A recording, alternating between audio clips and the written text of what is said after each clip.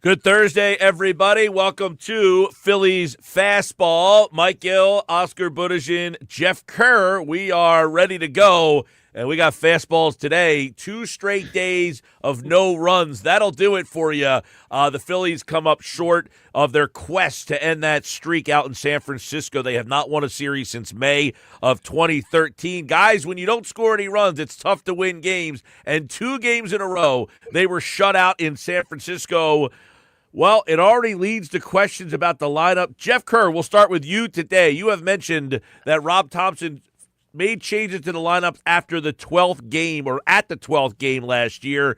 Friday night, there has been some insinuation there will be changes to the lineup. Do we expect to see a little bit something different after back-to-back shutouts?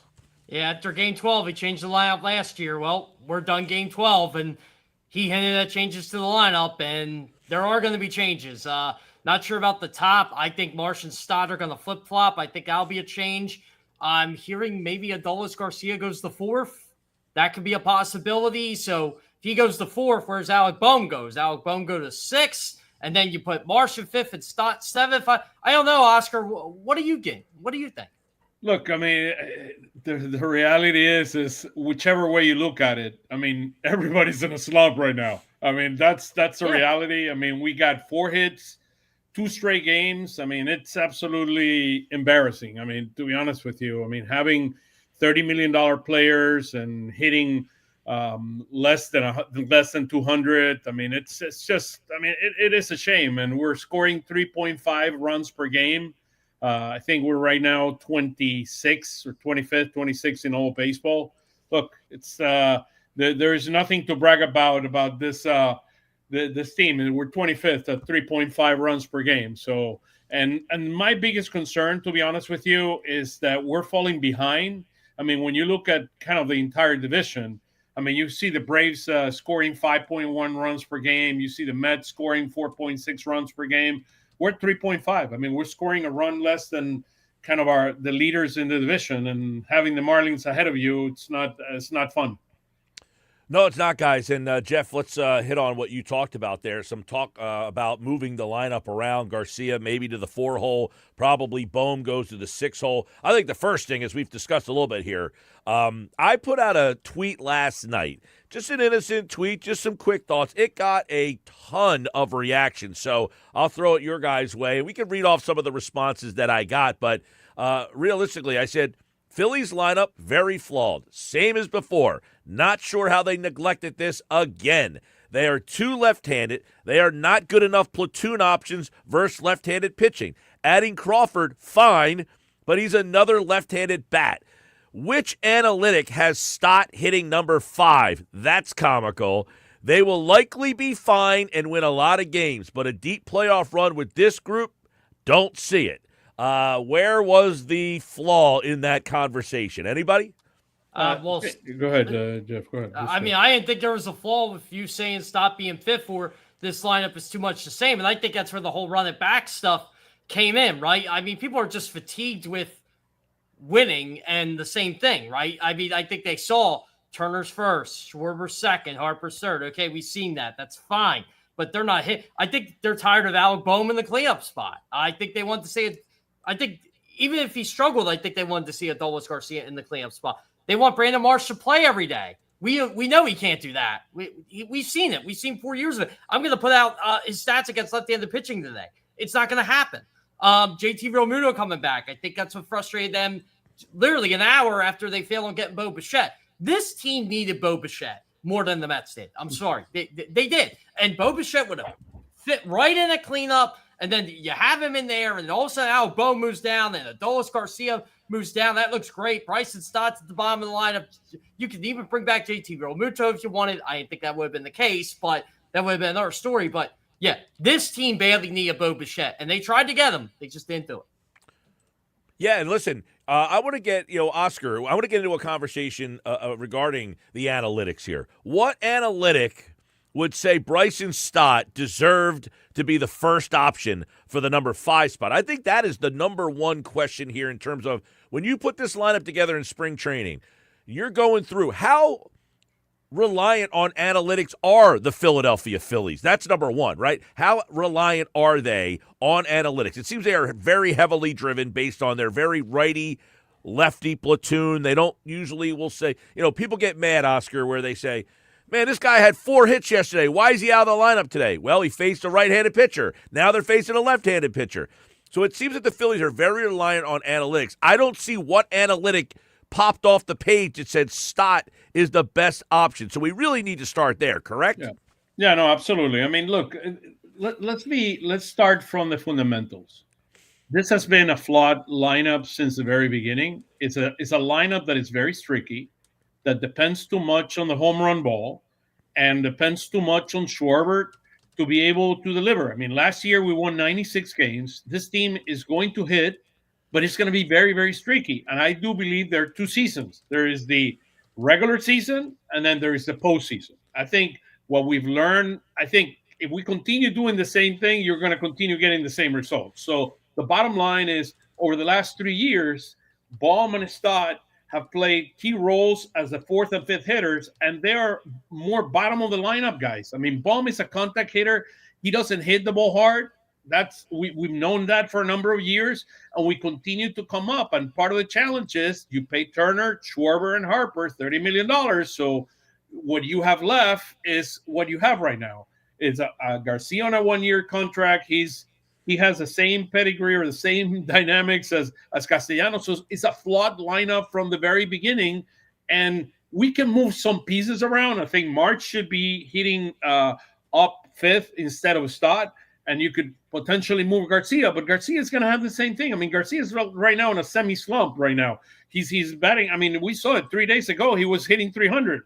He's now hitting 250 with a 728 OPS. So it's a flawed lineup that has issues. He will hit at some point, and he will hit for power. But the bottom line, as I said before, this is a team of heroes versus a team that collectively the sum of its parts is greater, can deliver a greater output. Okay, guys, I want to read off some of the comments I got on that very thing. You have, if you're watching our Phillies Fastball live broadcast, of course, on all platforms. You can check us out on the X platform, on YouTube. Oscar has a lot of great visuals for the people who are watching the show. They're hitting right now. I mean, they're just not hitting at all. And somebody on social media messaged me, says, Mike, this is where you're wrong. Because I said they will likely be fine and win a lot of games. He says Father Time is undefeated. They will not be fine. The players have consistently relied on talent and not fundamentals. Now they're older, slower hand speed, less pop. They need fundamentals and approach. They aren't there. Is that fair to wonder if age is starting to filter and become a problem for your guys that you've relied so much on? I think for some players, not all of them. I think Trey Turner was a guy that they had him change his game, right? He used to be a 20, 25 home run hitter with high OPS. They said, hey, look, you got to be a singles hitter. He became that and won a batting title. I still think Bryce Harper tries to do too much and is way too violent with his swing. He's got to admit he's 32. I'm going to tell you something. I'm not a professional athlete. I don't have the tools that Bryce Harper does or the equipment. You're a professional bowler. Come on, Jeff. Come on, dude. I don't have hyperbaric chambers. I'm not taking blood out of myself. He has to admit that things start hurting when you get into your 30s. JT Realmuto, he's 35. He's already feeling that. Kyle Schwarber, I think he'll be fine in the long run. But again, yeah, I agree. It's older, but look, these guys do work on fundamentals. They're working on fundamentals all the time. I don't think that's it. But I do agree with the age. I think there's too many guys that are over 32 in this lineup, and I just don't know how you change that. I think my issue with Harper is the injuries. I think Schwarber, he hit 56 home runs. He led the majors in RBIs. Let's not kid each other. It would have been terrible if you didn't sign him, right? Yeah, let's be very, very clear. Schwarber will be fine. Turner will be fine. Harper, my biggest concern, Harper's injuries. It is a concern. The other thing, I want Harper hitting more toward left field. When he won, I said it yesterday, when he won in 2021 the MVP, he was hitting more toward left field. I want him hitting, spreading the ball across the entire field. And he's a lot more effective hitter. So, look, Father Time is going to take a due time. I don't think Father Time, the issue is right now. It's just you don't have great hitters. Baum, Stott, Garcia, March, I mean, they're okay hitters. They're not great hitters. Yeah, our buddy Tim Kelly said this on Phillies Weekly Sunday night. The biggest problem with this lineup is 4 and 5. Well, 4 and 5, and I want to get to some other messages here. I'm going to pop the messages over in the comments section. If anybody wants to comment, and maybe, Oscar, we can put those up on the screen. This one is from Brian Romani. He says, Mike, they aren't good enough. The lineup is flawed. Yes, zero change, though, in plate approach by any of the hitters they have. They're all third and fourth outfielders. You can't put perfume on a skunk. So, the outfield, you got a lot of third and fourth outfielders, no really top flight outfielders. But I think the big one is the change in plate approach. Is that something that, how do you tell Bryce Harper, Kyle Schwarber, you've been doing this your whole career? Well, now you got to change. That's a hard thing to do. Even Adolis Garcia, who you put up the stats for the guys batting fourth in the lineup, 170, 250 on base percentage, a 505 OPS. You put Garcia there. I think the difference between Bohm and Garcia is, guys, let's see what we do here. Bohm, you're going to put the ball in play. He'll probably drive in some runs. Weak. That's an important point. Weak. Yeah. He doesn't strike out all that much. Garcia, probably going to get a lot of guys on base, and then you'll see a big strikeout in a big moment of a game. So do you want to take your chance with a guy who's going to put the ball in play maybe weekly, or the guy who's going to strike out a lot? Answer to that question, both flawed. They don't have a good option. I'd take Garcia and March, ahead of Baum and Stott right now, based on how they've been hitting. I do believe the combination of Garcia and March would be stronger in the middle of the lineup. Look, it's flawed, as we said all along. There are issues, but I would take a chance right now. Now, the other thing that I'll throw out there, and I'll let you answer the question, Jeff, in a second, is putting Schwarber back to first to lead off. That is an interesting option there that have proven in the past to work. So maybe just to shake things up a little bit is something he could potentially do as well. Yeah, and Schwarber goes leadoff, Oscar. I'll bring it back to you here. Who do you put second? Do you put Turner second? Yeah. Just shake it up. Shake it up a little bit so he feels different. I like Turner in the 2 in that situation. I think 1 or 2 are really the only spots for him. You can maybe try him at 3, but really doesn't make a lot of sense. The question would be, if you go with Schwarber back to the 1, Turner 2, you're still in the situation where you have Bohm hitting 4 unless you move him to 3 and Harper in the 4 hole, and I don't think they want to do that. I think they want Harper to get up in that first inning. Again, it goes back to, guys, everywhere you move the chess piece, you're 1 or 2 pieces short. And we knew this all along. We knew we did not have a cleanup hitter. We knew it. Garcia, and as soon as Garcia was signed, I said, let's be very careful with Garcia because he has the same profile that Castellanos does. Same profile. He has more power. Better defender. Yep. Better defender, but from a hitting standpoint, similar profile with a little bit more power.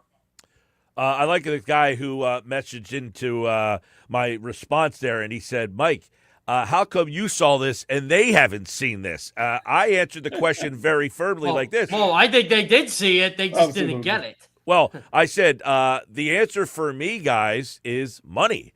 They have a lot of money locked into declining players. Turner, by the way, I've been saying this for years. Turner, nice player, never worth $300 million. He is never in his best year a $300 million player. And they were striking when the iron was hot that year, too, because they went to the World Series and they knew they needed a shortstop. They need a shortstop. And by the way, you're thinking, man, we went to the World Series, and if we add this guy who is basically everything we need, that could put us over the top. The problem is you paid him $300 million very long term. He's not a $300 million player, so that put a lot of pressure on him from the get-go, and we all know what happened there. And he's a nice player, not $300 million. So why do we see this and they don't? To that guy, Miles, who tweeted in, Harper, still good, just doesn't seem to be the same. Real Muto. He's not a $15 million offensive player.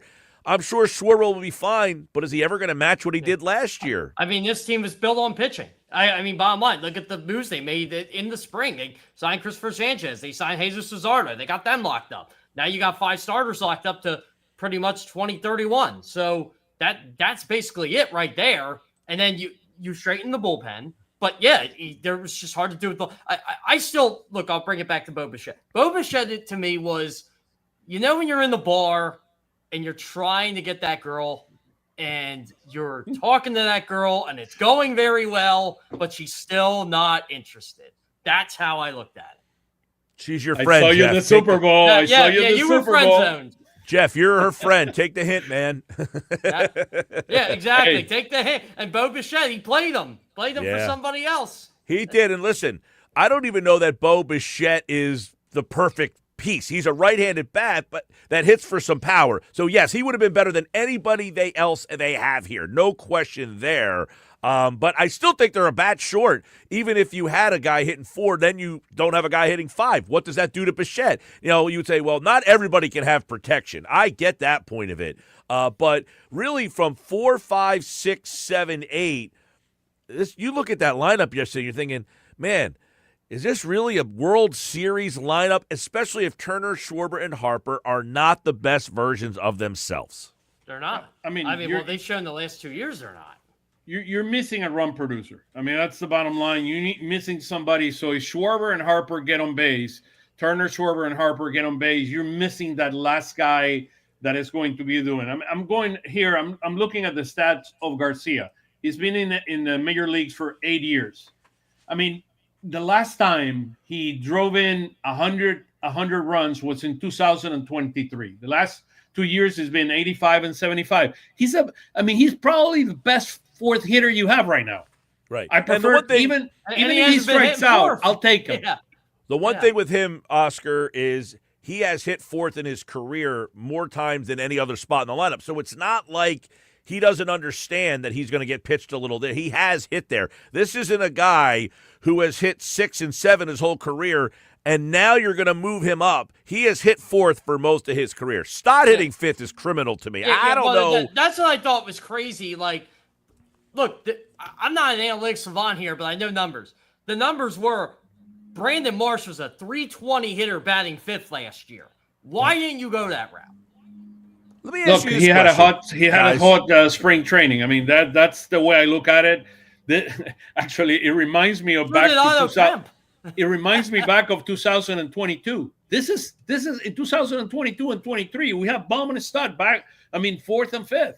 I mean, that was the lineup. I mean, well, Oscar, you let me ask you, how reliant do you think the Phillies are on analytics? Are they so stubborn to the analytics that, and I don't know what analytic they would use for Stott, but just in general, like when they make their lineup day to day, is it very dependent on analytics? I think it's an influence in the decision. I think Topper makes the final decision. But the other thing is we have to think who Rob Thompson is. He's a very loyal guy. He believes in trusting on his players and putting everything on the players' shoulders. So the bottom line here is he did not want it to make it. If he already told Baum and Stott that we're going to be fourth and fifth here, he's having a hard time because of the way he's a player's manager of making those moves. He has to make the moves right now. I mean, Garcia and March should be moved up to fourth and fifth and just run with it for a week, 2 weeks. I mean, and just see what happens. You know what, Oscar? This is what I worry about with Stott, too. Say they move him down and he still struggles. We're going to have a conversation about him again.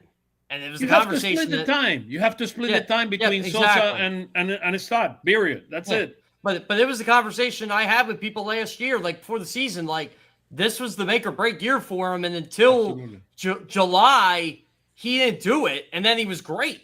And we're back to this again. Maybe he's just a slow starter. I don't know. Could be. But I think by all metrics, all analytics, Marsh should be in the 5-hole. Hey, not a great option. Best option for this team. I agree. Against right-handed pitching, I love him in the 5th hole. Yeah. I agree. Marsh then in the 5-hole. Then you've got Bohm hitting in a much more comfortable spot for him, 6th spot, and then you could probably go with Stott, JT, Crawford down the 7, 8, and 9 spots in the lineup. But it'll be interesting to see what they do tomorrow against Arizona. There is some murmurs that they are going to do something with the lineup. Jeff, as you've been talking about here on Phillies Fastball segment, they did it after 12 games last year. This will be game 13 coming back to Citizens Bank Park. So they didn't hit back-to-back shutouts out there, but how did they pitch, guys? What do we make of yesterday's day, Aaron Nola gets the ball. He's throwing a shutout. 2 on. Devers, a left-handed hitter. What's the move there? Would you have taken them out? I would. I mean, I thought about it when it happened. I mean, I would definitely have taken him out. Look, you had a lefty. Devers is one of the most powerful hitters in all of baseball. I know it's not an ideal stadium. I think it was the time. Look, that's where the analytics come into play, in my view. I think that's where Tanner Banks enters the game, right? Yeah, that's where Tanner Banks has historically entered the game. Yep. It is a complex. I mean, because Nola, let's give credit to Nola. He's been pitching really well. He pitched well yesterday too. And the thing is, I just keep going back to it. And remember, Oscar, we talked about this yesterday. You can't win if you can't score anyway. So maybe that's why he figured that. Hey, you know what? This is Aaron Nola. This is what I pay the guy for. Well, this is more right. This is more the big picture here of how your pitching looks. Nola's 6 innings. He was at like 80 some pitches when that at bat started. So he wasn't, at 100 pitches, and they left him out there. So it seemingly he's cruising along. Now there's 2 on in the spot, and a left-handed hitter comes up. And you do have Alvarado earlier today. Yeah. What's that? He got out of a couple of those jams earlier, so it's why not go back? But yeah, I'm with you guys. I mean, look, it's hindsight, obviously, but you're thinking, okay, maybe Tanner Banks comes in that game. But was Tanner Banks even available? Right, I was going to say they did use Banks the night before in the 6-0 game. So Alvarado, though, he was there. I don't know that he was warmed up, but Banks pitched 18 pitches the night before. So was he available? Was he not available? You also have Meza. Who's pitched very well for you that possibly could have been ready for Devers in that spot as well. But, hey, there's the number again, Oscar. 0 for 5, 9 left on base. What is that for the series now? I mean, that number's got to be astronomical. I'll have it here. Let me just give me a second here, and I'll show it They to have you to be momentarily. at least 27th for 28th in runners. No. Look at this. Here we go. Oh man. So 3 hits. 3 hits in what? 27 at bats. 3 for 27 in runners in scoring position. So and the left on base for the Giants is bigger. I probably just 111 with runners in scoring position in the series. Yeah, the Giants 27 left on base. Yeah, guys, 27 left on base. Yeah. So they're getting on base. They're just not doing anything with it. Yeah. I mean, listen, the story's been the lack of offense. And the Giants is 17. I didn't update that number there in terms of left on base, but they went 10 for 33. That is a very good, batting average for runners in scoring position. My question for you guys, and this is what I got a lot from people on social media, was they're 6-6. They've won, but they've played a very easy schedule so far. I mean, Colorado supposed to be one of the worst teams in baseball. Washington picked to be last in the division. Texas, a mediocre team, most likely. The Giants. I was impressed with Texas, by the way. Yeah, Giants, middle of the pack type of team. So we haven't faced a 500-plus team this year. So, and they're not until what? They play the Cubs? Are the Cubs even 500? Arizona's 6-6. So the National League has 10 teams at 500 or better. The only team under AL 500 only has 3, right?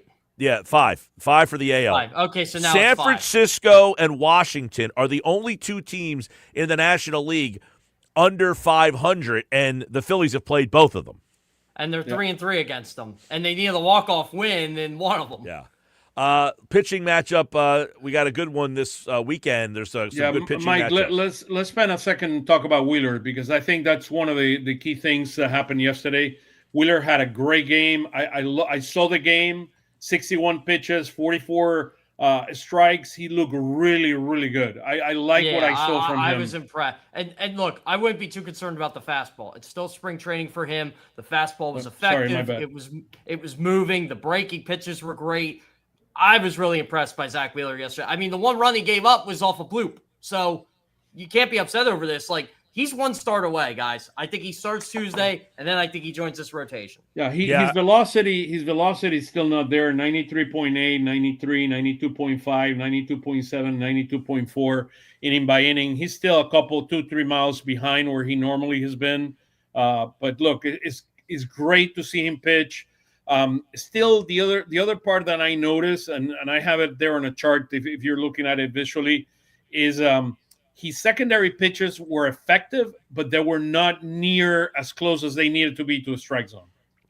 So Wheeler 4 1/3, 3 hits, a run, a walk, 6 strikeouts. Good news for the Phillies, but pitching hasn't been their problem. Tomorrow, Phillies fastball is back. Luzardo, Soroka, Walker, and Fott, Painter, and Gallen. They are the pitching matchups. 2 afternoon games, a Saturday afternoon at the ballpark and Sunday afternoon. By the way, Phillies, Arizona, you can listen to that game on 97.3 ESPN Radio for all the people out there watching us from down the shore. That game will be on 97.3. And, of course, we will be back with more tomorrow looking at the Phillies and Diamondbacks, old friends from the National League Championship Series, Jeff and Oscar. Now, Jeff, where were you? Were you at Lehigh last night or Reading last night? Where did you go to one of those games? I bowled last night. I 7-16. I forgot. Yeah, I was watching both on my phone. I'm a savant. 300 games. 300 games yesterday. I'll tell you what, if I ever do that, Oscar, I'm retiring. But no, retire. But I love when the Phillies play in the afternoon because then I get to watch minor league games at night and I'm not multitasking through 3 games. That's a lot, by the way. It is. Well, guess what? By the way, Dante Nori has been great for Reading. Too bad they're not playing him in the outfield. Well, he's got a shoulder injury. It's minor. Like, it's good enough where it's like, oh, okay, like he can play every day, but quickly, what's the update on Aiden Miller? Anything there? He's actually swinging, believe it or not. Okay. He's begun to swing bat. Yeah, he's swinging the bat, but he's getting there. I don't know when he's coming to Lehigh yet. They're very discreet on that. Gotcha. All right. Well, I know they want to keep him, safe under wraps until he's ready to go. They traded for another outfielder yesterday. They don't have enough outfielders in Lehigh. Stuart Baroa is now a member of Philadelphia. Traded for cash 179, I think, batting average. But other than that, they just see bodies, Oscar. Really, like I don't know why they don't play Cape. I don't know why they don't play Cape Fergus more. Give him a shot. Who cares?